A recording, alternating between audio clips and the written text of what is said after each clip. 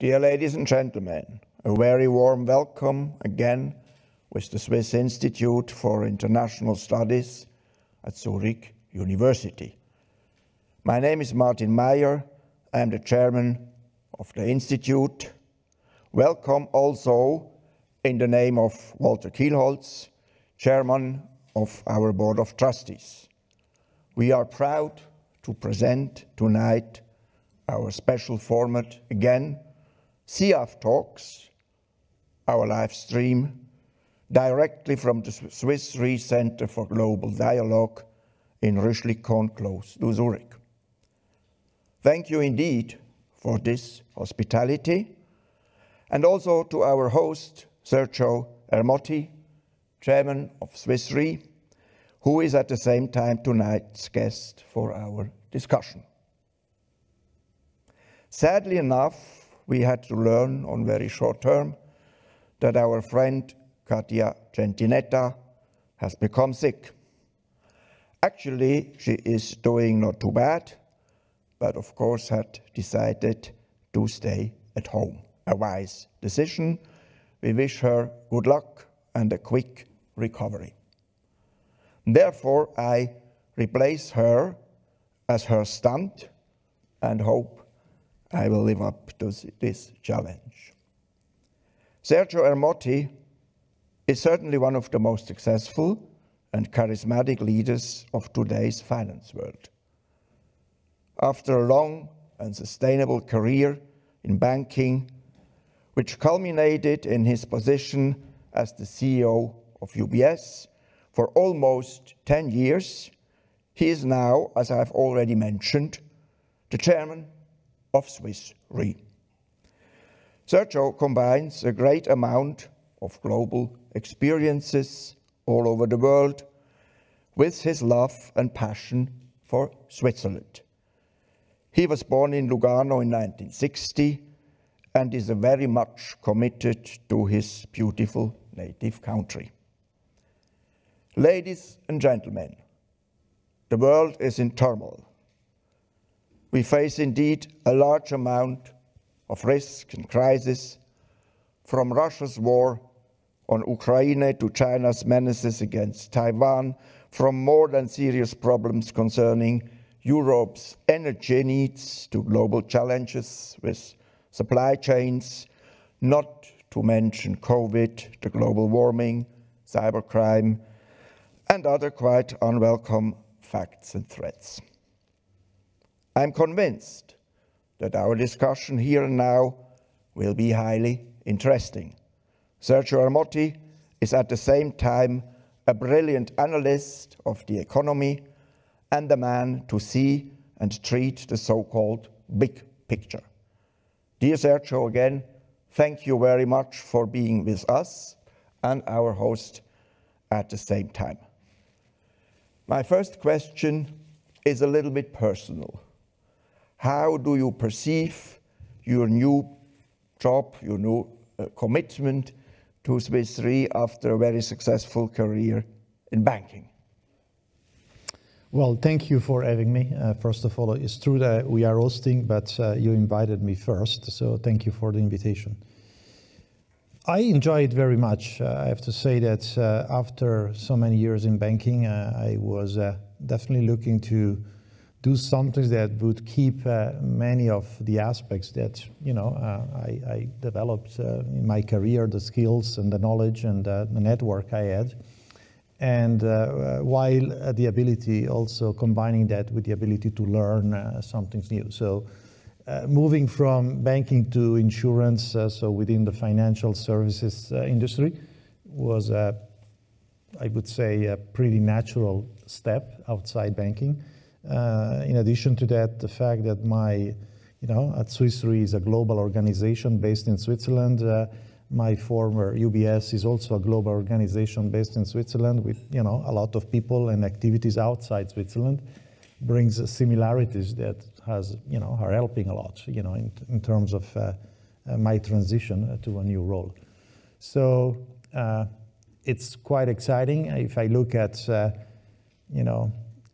banking and insurance at the end of the day are not so different. I mean, of course, if you go down to certain aspects of the business, you recognize differences, but we are also, you know, in insurance and banking, we are managing market risk, liquidity risk, credit risk. We are managing underwriting risk, although from a different standpoint of view, of course, between insurance and lending activities. So this aspect of risk management is there for both, and you know, I enjoy the ability to, you know, also come into a new sector with different views, and at the same time, as I said, learning something new. But also with a lot of global responsibility, you know, what's going on in the world. Yeah, fine. You know, I mean, it's clear that you know, I take my role very seriously, but the responsibilities are different than the one you have as an executive. You know, our chief executive officer is the one running the business, who has to be the one on top of all the details and everything that goes on every day. I have the luxury of being a little bit more, you know, if you want to say, the trainer, and to be the challenger. And maybe also the chief diplomat. Yes, that one I had to learn over the years. But, you know, I'm reaching good standards by now, yes. I'm sure. How is it to live a good life, constantly thinking about risks and dealing with risks? Doesn't make that you nervous, or is it a stress, or do you take it on a more philosophical point that life anyway is a risk and the world even more? How do you cope with that? Well, you know, taking risks is part of life, as you mentioned. No matter if you are a business or individuals, you take risks. You know, some people, even individuals, they like to take risks. They look for risk-taking activities in sports or in life, in anything they do. So it's part of our, you know, modus operandi. I do enjoy more than just taking risk, managing risks, and I enjoy the most managing risk where the risk reward is appropriate for what we do. And that's the most fundamental part. Also, risks are offering always an opportunity. I mean, without risk-taking, you would have, you know, de facto no innovation, no economic growth, and finally, risks is also giving you an opportunity, like in our case, as an insurer, to help people resolve or mitigate the risks. Exactly. Come up with solutions that help people to mitigate the risks. So in that sense, no, I don't see it as a problem. I can live well with risk-taking, as I said, as long as it's a balanced and sustainable risk-taking. No sleepless nights. No, that one is not a problem. No. Okay. Our topic tonight, as you know, is a world full of new risks, and there is a question mark.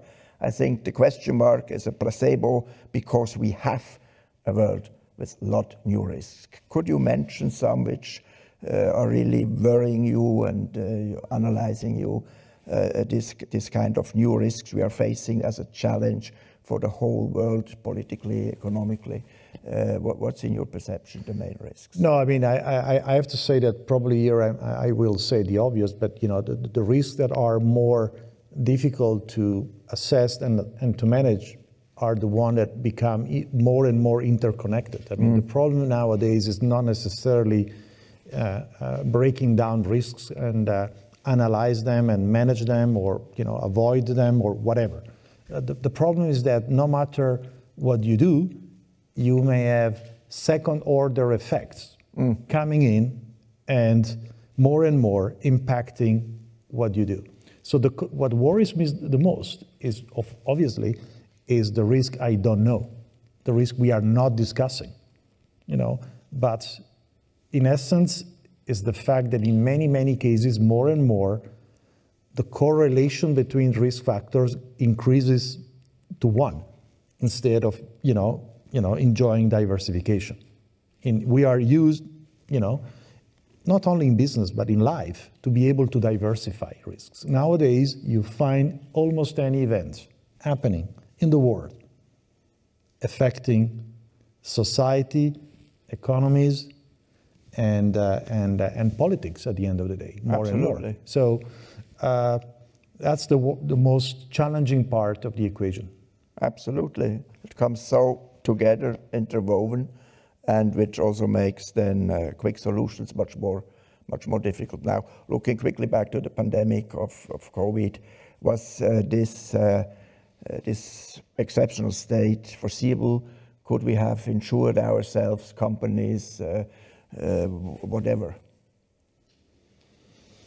Well, what foreseeable for sure, yes, it was, because it's not the first time in humankind that you have a pandemic. So the illusion that we could avoid that, has been there because it's humankind. If you don't see an event or you don't go through an event on a regular basis or with a high degree of frequency, you tend to think that risk doesn't exist, and you play it down. Right. For example, I can say in another matter, we have been used to live in such a low interest rates environment that people don't think even remotely that interest rates can go up, up 5, 6, 7%. Right? That's a very dangerous behavior, Right. of course. But yeah, but it's only because you go through for so many years in a new paradigm. Now, coming back to your question, on the pandemic side, the risk has been flagged, almost since the beginning of the SARS event in 2000. I would say Ebola. And in that sense, my observation are twofold. First of all, it is clear that the ability to contain SARS and Ebola has probably created, in the years to come, in the recent history, an illusion that things can be controlled. And in my point of view, what happened with COVID in the early stage, probably including myself, I have to say, when we heard about COVID, we thought, well, okay, it's another SARS, right? So it's going to be contained, it's Hong Kong or China or whatever, they're going to contain it. So the underestimation of how things can spread out of control. And also, I have to say that many of the preemptive and reactive tools available for governments and society to react to such an event were not fully implemented or were not kept up to speed with reality. And so things spread out so quickly. Yes. Now, to your question, of course, so the answer to your first question, yes, we could have predicted. So, but was an underestimation. The answer to the second question, could we insure, or could we have insured a pandemic event like that?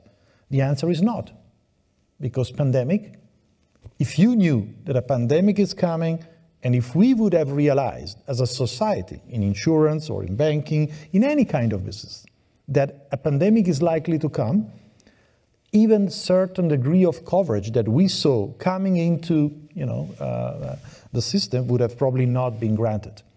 But for sure today, we know that for the foreseeable future, I don't know, next 30, 50 years, pandemic risk will be totally excluded.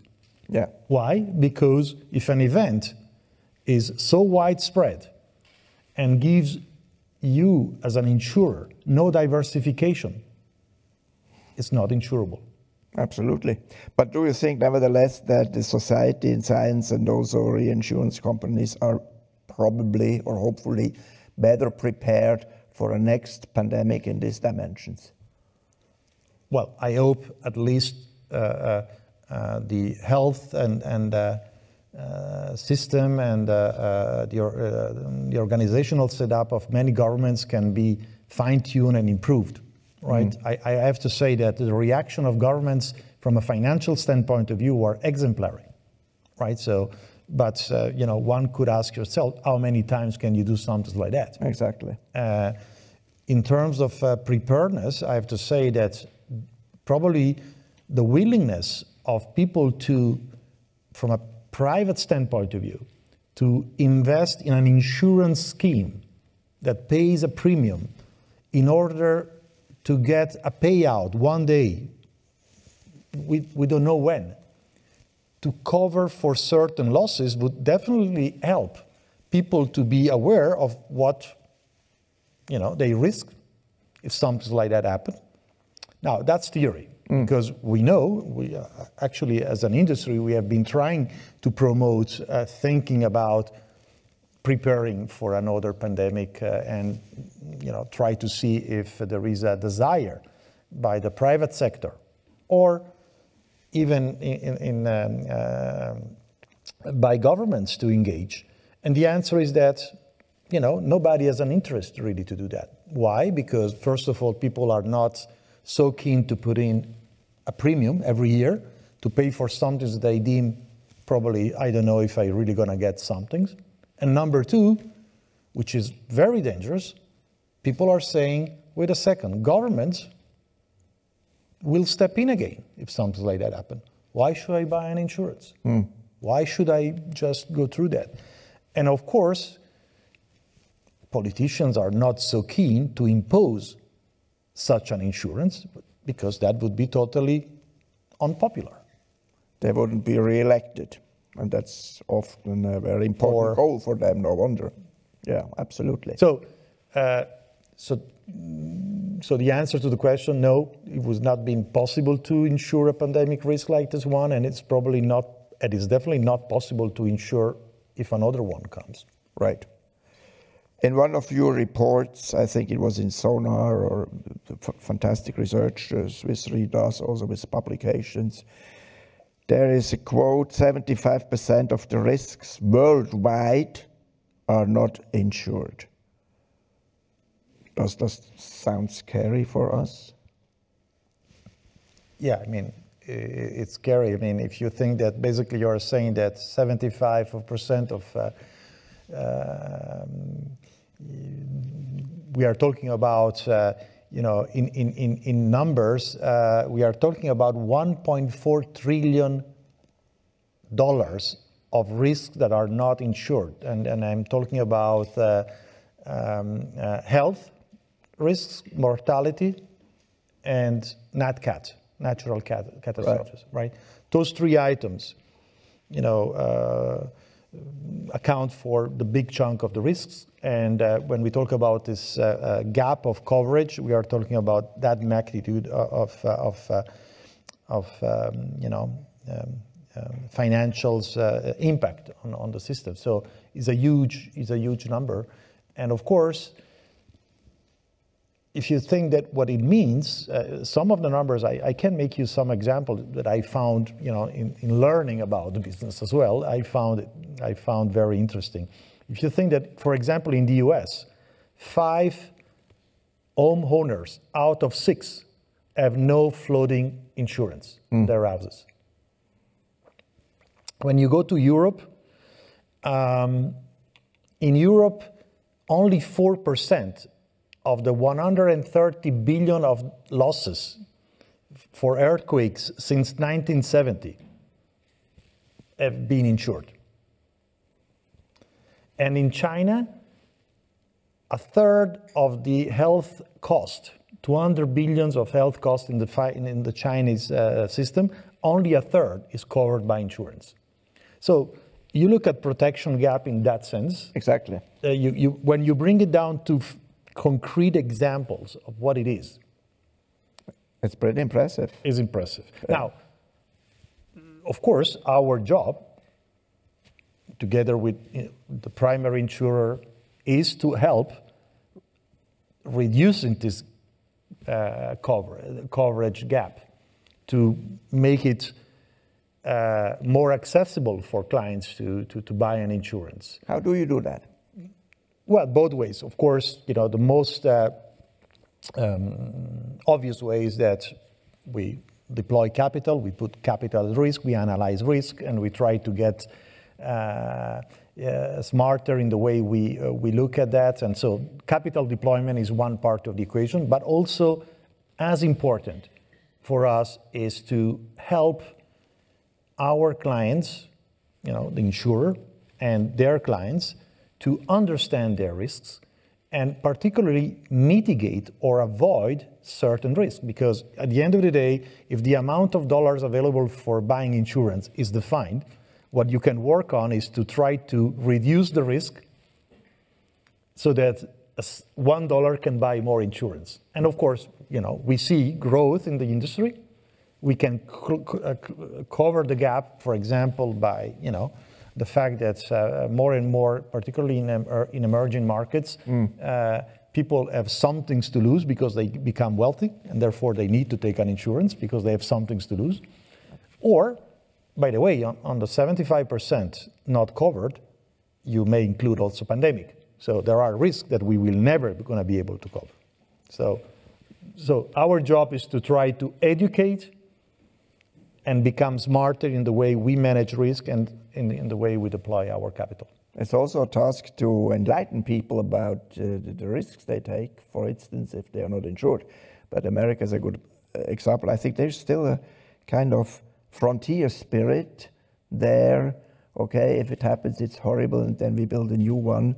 And there are other countries, the Swiss are the total opposite. They are sometimes over-insured, as one says, because they fear everything and want to protect themselves against everything, which is also not possible. So there are also cultural differences towards the concept of insuring oneself. Yeah, we developed a very nice study where it shows very clearly that if you go into developed countries, there is almost like an S-curve development where in the developed countries, of course, the insurance sector is growing with GDP, and even you can go even to a situation like either people are overly insured or double insured, right? Without knowingly or not knowingly, or they are willing to take risks because they have wealth and they can take risk. And they say, well, I'm not going to insure that risk because in my point of view is remote and therefore I can afford.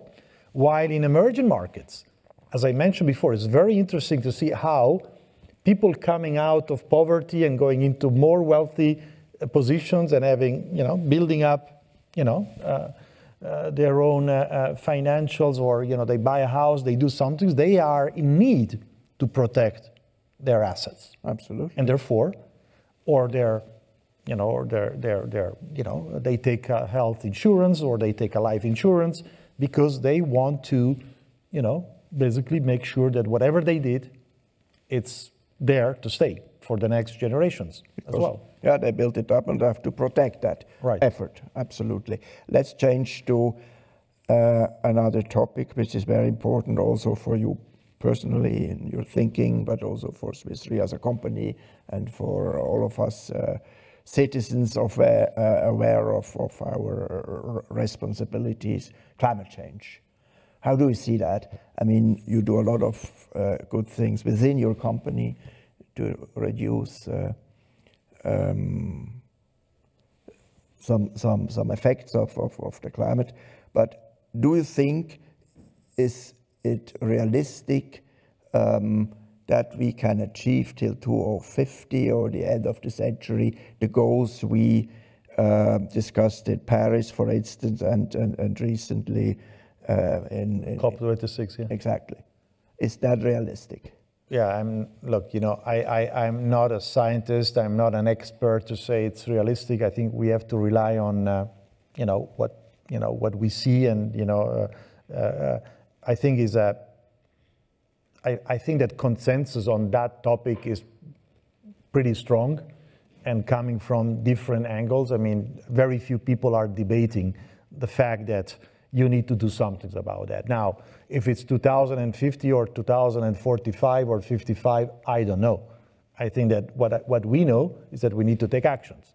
And we can also debate for a long time what are the causes around it. But it's true that there is a huge effect of what we do, right, to our planet that can be somehow eliminated or mitigated, and helping achieving a much better position. Now, we also know, and here again you can argue if it's one number or the other, that the impact of global warming on the economies is going to be huge. You know, if we do nothing, our Swiss Re Institute has published an estimation of you know, an 18% GDP impact. I mean, basically opportunity cost, or you know, less growth, or opportunity cost, or contraction of GDP between now and 2050. Now, if everything that the Paris Agreement is done, that could be limited at around 4 or 5%. So you see that any numbers in between, you know, may be right or wrong, but you know, there is an agreement that there is an impact. And most importantly, that goes beyond numbers. You know, such an event would also create huge impact on society, because lack of growth, or even for some people, losing what they have because of climate change. You know, the climate change is not only something that affects properties and but also affects health conditions. And so there is a ramification on society that is much broader than just what we see, you know, almost regularly nowadays in terms of climate impact because of weather conditions. Absolutely, and you're right. On the long run, we are all in the same boat. Yeah. However, there are countries who need more energy desperately, like Africa. Yeah, or and China. that's the biggest challenge we have, because of course I always say that it's very easy for us here to say, well, you know, stop drilling out oil and gas. For us, you know, we have, maybe not today, because it looks like we also have a problem with energy supply, but I would say that for certain countries is a matter of going out of poverty, having access to electricity, and to fundamental things that we take for granted. So it's very easy for us to go and tell people what to do. Yeah. And that's the challenge. Exactly. How we help them in the transition. It's very important. Yeah. I think that we have to realize that some pragmatic solutions on how to achieve those targets. How active are you in this goal to help developing countries in finding a better way to use energy? Not only developing countries, also our clients active in developed countries. You know, we took a view that we will implement any change in policy with a transition. So clients know what we stand for in advance, and we help them to understand what they need to do in order to be eligible for coverage over the years. And they know that at a certain point in time, certain coverage won't be there if they continue to do what they do today, or if they want to go into new drills in a place that we believe is not appropriate, right? So what we are doing is again the part of education. It's not just about saying we commit or we don't commit. We are not going to clients and tell them overnight something that they don't expect. They know what we stand for and what we believe we and they should do in order to achieve certain targets. That's the only way you can get consensus globally. Yeah. You know, by being adaptive to people needs and priorities, I think is very important. Consciousness to be aware of the problems and solid education. However, now we have huge geopolitical problems and crises, and which also cause more energy problems, of course. We see the discussions in Germany about coal and nuclear plants. So somehow we have to provide what they need, you know? Of course, and here, you know, I have to say that what we are going through right now, you know, my reaction in looking at these events, you know, in terms of energy supply and where, you know, what we are facing right now in Europe, is, we have to call it for what it is mismanagement. I mean, from a risk, if you would have been a bank or an insurance company, that's really, concentration risks, lack of diversification. Over 20 years. Well, we made all the mistakes that they would never be allowed in our industry in terms of how we manage any risk. So the truth of the matter is that there is enough energy in the world. The reason we have a crisis in Europe is because we just basically put all the chips in the same, too many countries in the same direction, same source of energy, same supplier. And by the way, not only on a standalone basis, if you look at the other informations available from a geopolitical standpoint of view, over the last 10, 15 years, you wonder why we are in this situation. Now, it is what it is.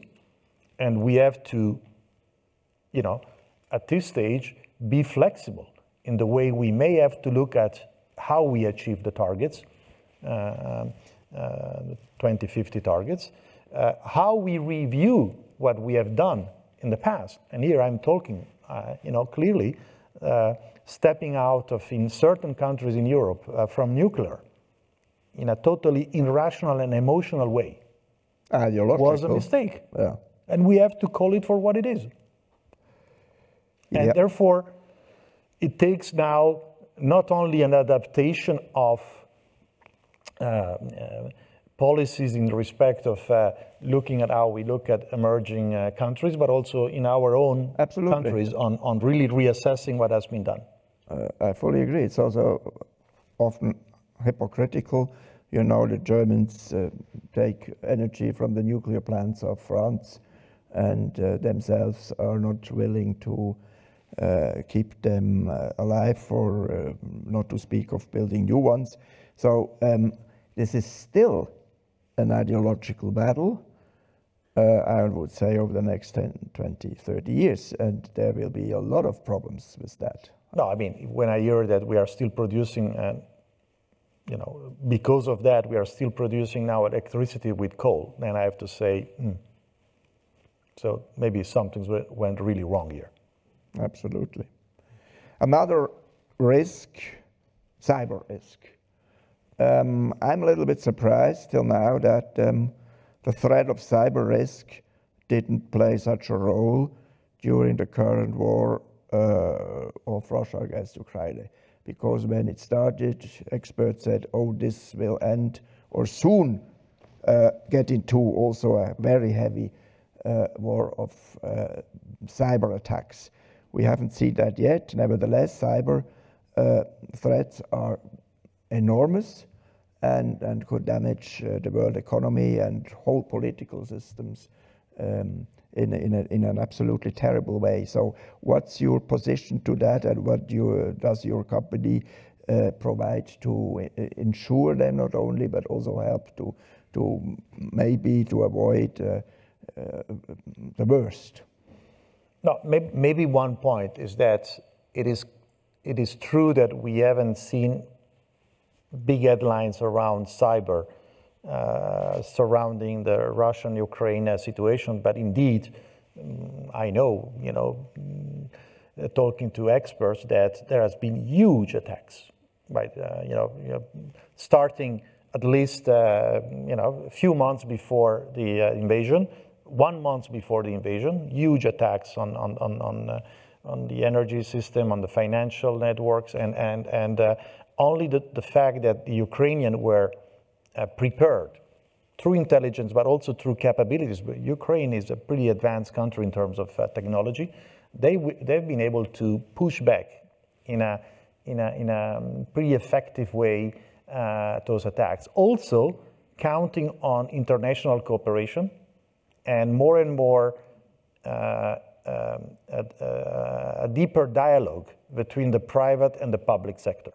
So the reason you don't see this as an issue, even post the invasion, even post February this year, is because the alert and the level of scrutiny around cyber, it's huge. And last but not least, cyber attacks that would spill outside Ukraine in terms of their scope would probably be seen against or affecting a NATO country, would probably be seen as an attack to NATO. Yeah. Okay? So that's also, in my point of view, there is no interest to go too far, even by the Russians, because that would really create, a potential further escalation. Sure. Now, what can we do? Well, of course, there is also, because of everything we say, I mean, technology, the good news, technology is connecting all of us globally and in a very effective and efficient way. Having said that, more and more networks and data are shared in the same system, and we come back into the pandemic issue. So it's when something's happened to a big provider of software or infrastructure, the likelihood that the correlation goes up to 1 in terms of impact to businesses and society makes it a very difficult risk to insure, right? So that's the limitation. So it is clear that, again here, when you measure the cost of preventing such attacks for our society to put up resilience, IT resilience, security, training, it's, is huge. It's probably, according to external analysis, and is around $1 trillion a year. So the vast majority is not damages, like, loss of data or inability to deliver a service or claims or by third parties, or loss of intellectual properties, you name it. That part of the cost is fairly limited, right?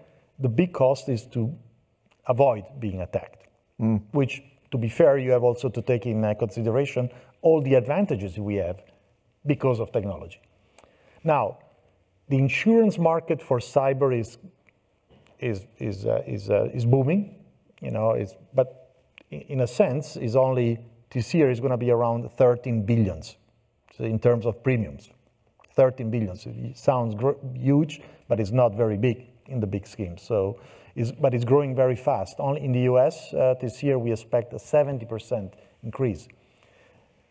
But what's happening there is that the conditions to be eligible for a cyber coverage are increasing also very much. So if you don't demonstrate the ability to, avoid or reduce the risk around cyber attacks, you are not eligible for a coverage. Yeah. So it's not an easy topic to cover.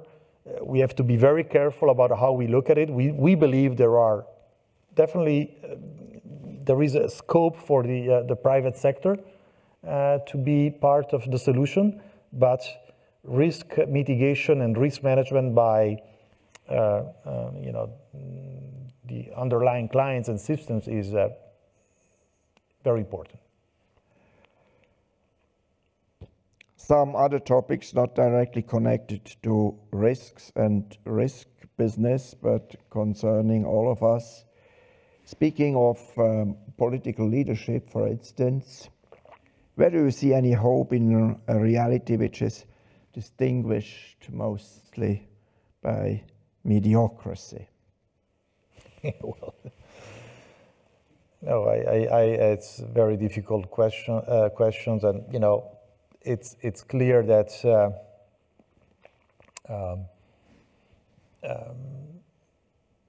we would, at the end of the day, we are the one electing. We criticize politicians. It's our guilt somehow. So to be fair, the problem starts with us. So I mean, at the end of the day, it's easy to blame politicians, but it's true that we are responsible for that.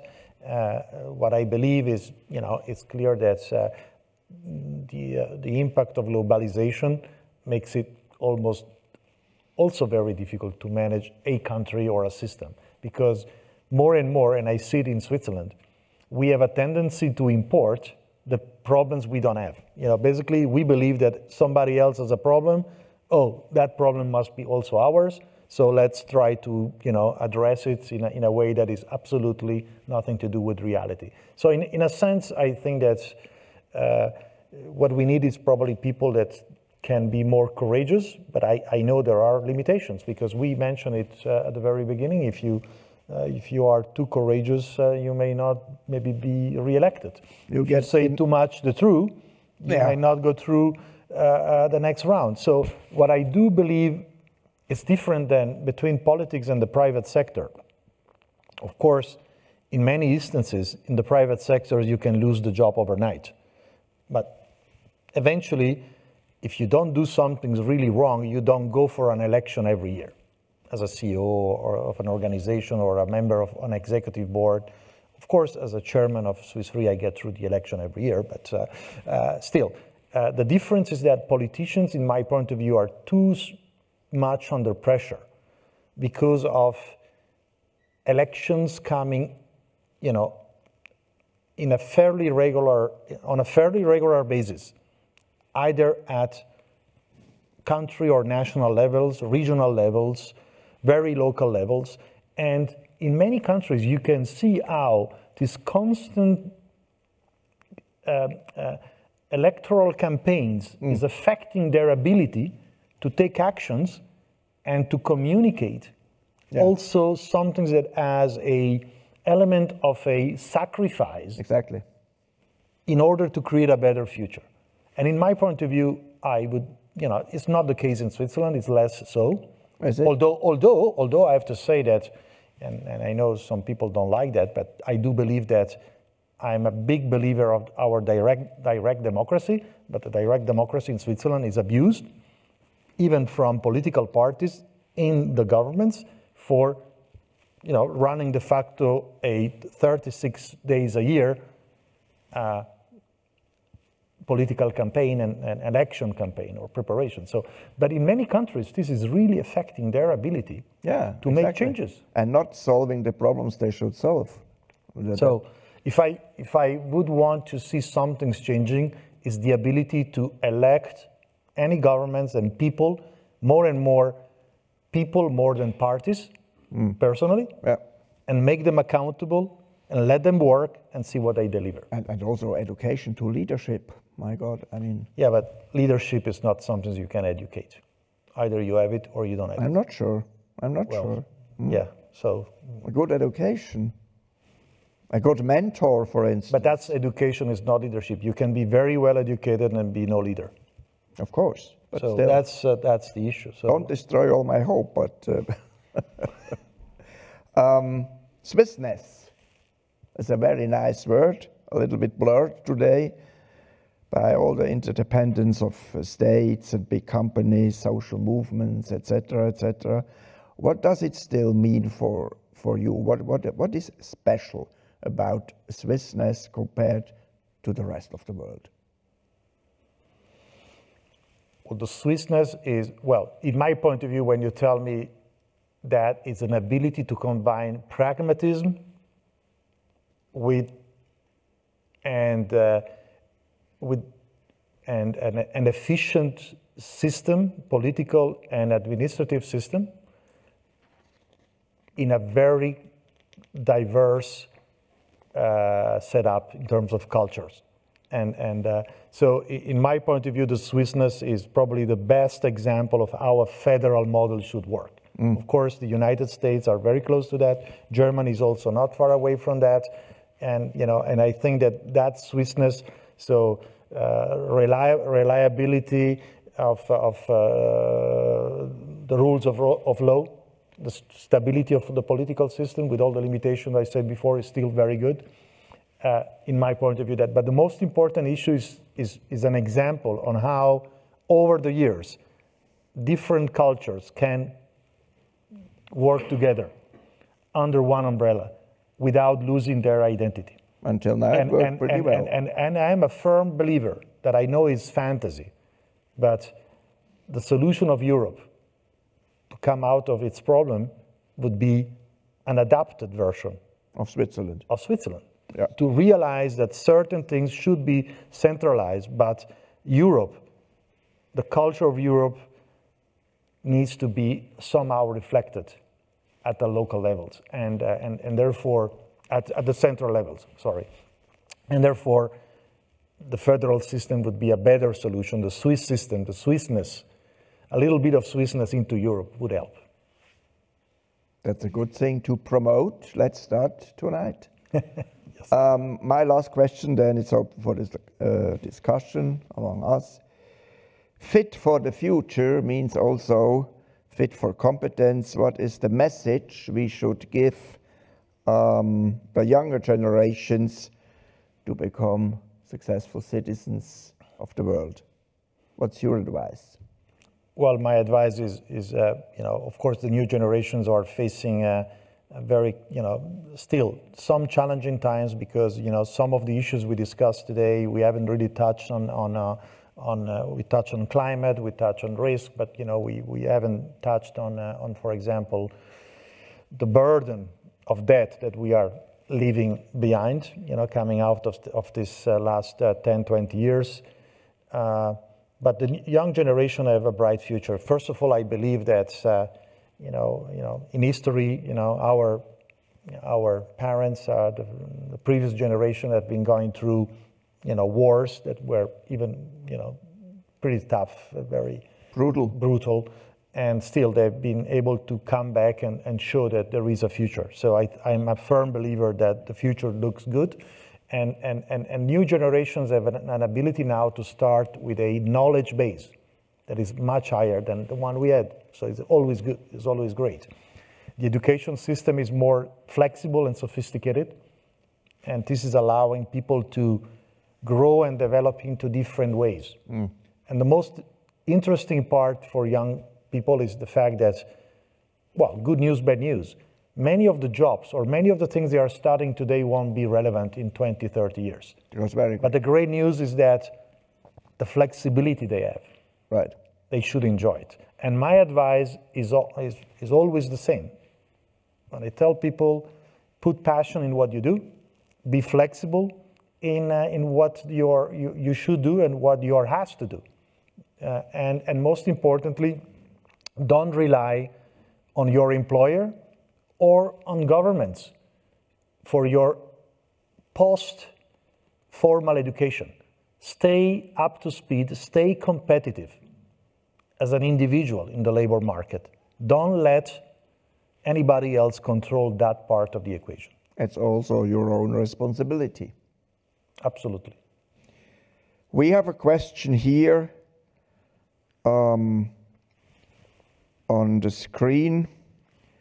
How likely is it that the reinsurance model becomes obsolete at some point if the insurance sector knows enough to mitigate risk? Well, I guess some people in the room here have heard that question many years before me, it's almost like when I hear people saying, well, banks won't exist any longer, and that's okay, fine. Now, why I think reinsurance will continue to exist, maybe in a different shape or form, because also reinsurance are reinventing themselves, is because at the end of the day, the system, and you see it this year, the system still needs to see somebody stepping in to absorb shocks. Probably many of the people that would think that, in the future a reinsurer is not necessary are probably thinking that alternative capital can step in. Of course it's true, and of course we are also involved in that. But alternative capital is very unreliable. So it is clear to me that primary insurer, very few primary insurers have diversification. They may have knowledge, but very few have global diversification or line of businesses diversification. And they rely on reinsurer that benefits from diversification to offload risks and create capacity to serve their clients. Right. So as long as we are able to demonstrate our ability to our shareholders that we can deploy their capital in a sustainable way, giving sustainable returns, I have little doubt that the industry, the primary insurer, will look at us for knowledge or capital. But if you are not able, as an industry, as a reinsurance industry, to provide appropriate returns, that's more likely to be the triggering point for the question marks. Okay. But the reliability of the institution is also a very strong value. The value, again, people, I mean, at the end of the day, what we are doing to the system, we take the volatility that the system don't want to have, right? So, I mean, if you look at the swings in the profit and loss statement of a reinsurer, it's very volatile. So that's not something that many other stakeholders like to see. So there is a role for us. Questions here in the auditorium, please. You mentioned at the beginning tough aspect. I think we have a microphone.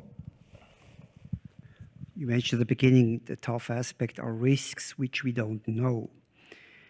Is there a structured approach how we can anticipate them anyway? I mean, I give a practical example to help. It may sound a bit crazy, but there are people looking at eruptions of the sun, which someday may have an impact on us. Yeah, well, that one probably we don't need to insure because that means we are not around any longer, right? So I guess that what we try to do more and more is to put, first of all, I think that trying always to measure, in my point of view, what are the risks that we have been observing, and what does it mean if they play out to other sectors or other countries or other situations. That's one element. And more creating an environment in which you come out with something that may seem as fantasy, totally not plausible, and understand what are the impacts. But, in my point of view, as I said before, I can't really, if I would know the answer to your question, it would not be any longer such a big problem for me, right? So because I'm always thinking about the one thing that I don't know. And if I know about that one, I can at least assess, right?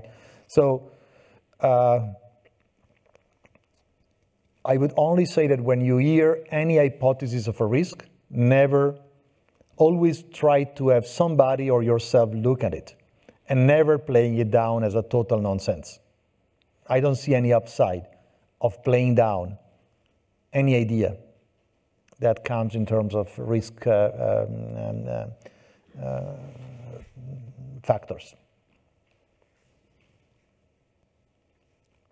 Further questions? Please. So thank you very much. I realize with pleasure how much biodiversity terminology sneaks in your own expressions. I realized productivity diversity theory or the diversity reinsurance theory. So I had a question related to a remark that at the beginning it was said 75% of the risk may not be insured at the moment. But at the same time you say we do not insure or reinsure risks if they are not sufficiently diversified. So can it be that the 75% is actually something that we were completely missing out to diversify? Which means if it's not insurable and not reinsurable, the 75%, it may not be a problem of available capital or financial strength, but actually risks that we generated and they're not sufficiently diversified. So it could be a measure of non-diversification, the 75%. I would be interested to hear your opinion about that. No, maybe I wasn't clear, but 75% of the risk, part of it is not insurable. For example, pandemic. Pandemic is not insurable.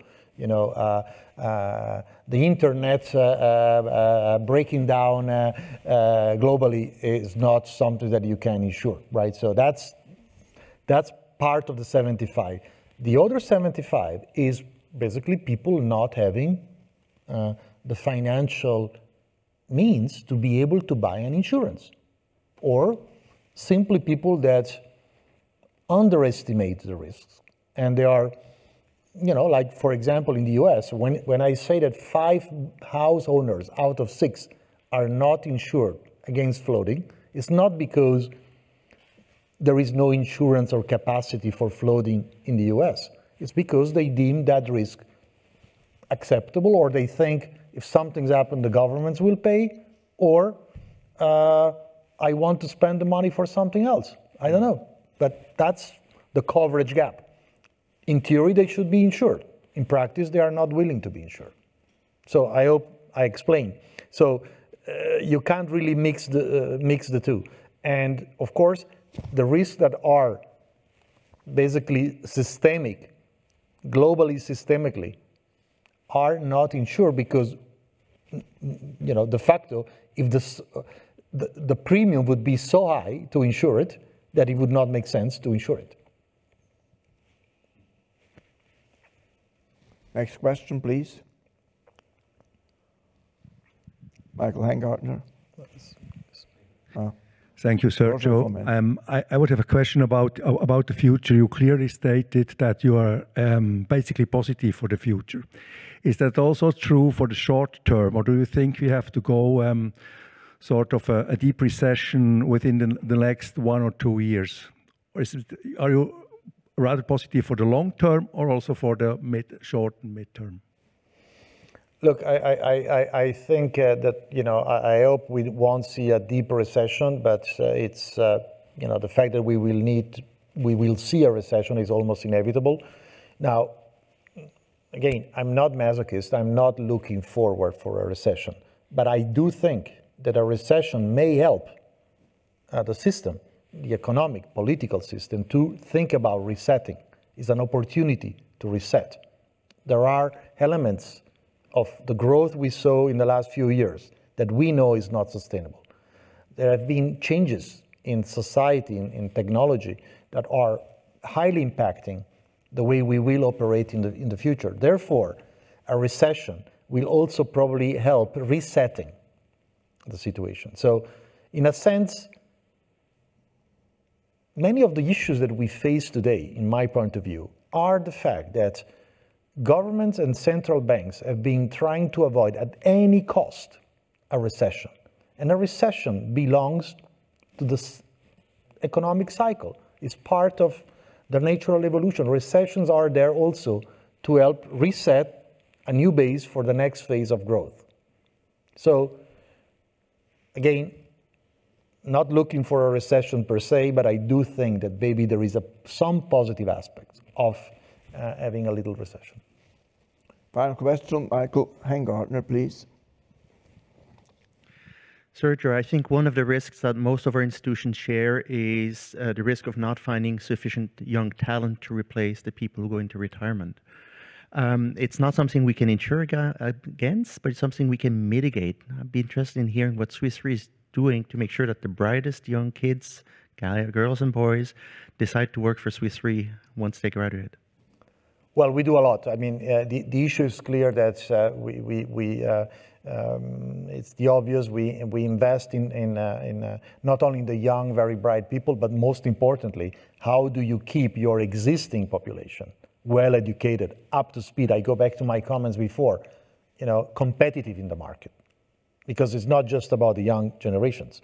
For example, of course, for us, it's very easy to attract good talents in Switzerland, but we have to look at, we have 3/4 of our people outside Switzerland, so we need to look at way to attract and to get them to know about Swiss Re, about our industry, and so on and so forth. But the most important issue is how to educate and retain talents, because the vast majority, we spend a lot of time replacing people that go to a competitor or to somewhere else, or even people that want to change their balance of life, between profession and full, professional and personal aspirations. So how can we retain some of those talents when they want to work less? It's very important that we create flexible environment in which education and flexible systems are allowing us to keep the best talents. Thank you very much, Sergio Ermotti. I think that was a great discussion, conversation. I hope, gentlemen, you enjoyed it too, ladies and gentlemen on the screen. Thanks again, and thanks also to Swiss Re for having the opportunity to be here. It's a wonderful place for thinking and for enjoying. Thank you. Thank you.